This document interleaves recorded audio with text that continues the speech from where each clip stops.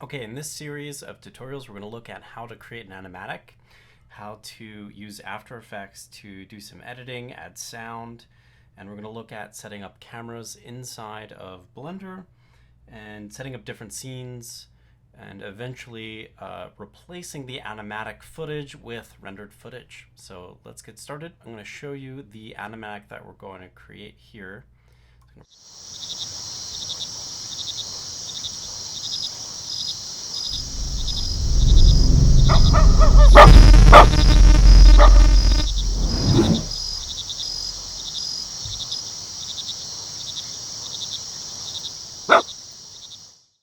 Okay, so as you can see, this is a really simple 20-second animation.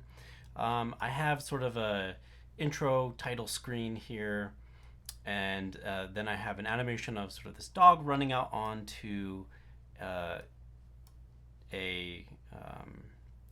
dock, and then a spaceship coming down, beaming up the dog, and then kind of zooming off into the distance. And you can see there's a couple trees moving as it leaves the area, and then kind of this final shot here.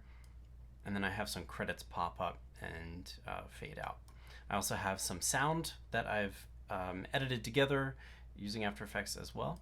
And then I'm going to just show you another video that is the same thing, but with a bit higher quality renders using Eevee render rather than the viewport render, which is what we use to make that animatic there. So let's just play this one.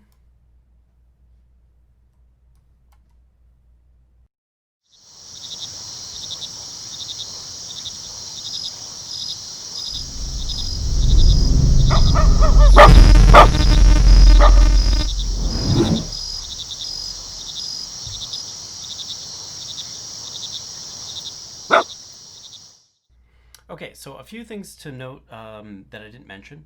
So because this is really just a slightly higher quality render of the frames that I used for the animatic, I didn't do any additional cleanup on the animation. So it's still pretty rough. For instance, the dog has no armature and doesn't move. And that's essentially just to kind of illustrate where the character is going to end up and how fast it's going to be moving, things like that. The only thing I think I'm really happy with animation-wise is the spaceship, so I probably wouldn't change that, but I might go in and adjust the trees to be a bit smoother and put an armature on that the dog character here, so it's actually walking or running instead of just kind of sliding like a statue. Okay, so next let's look at how we can jump into Blender and set up our animatic project file.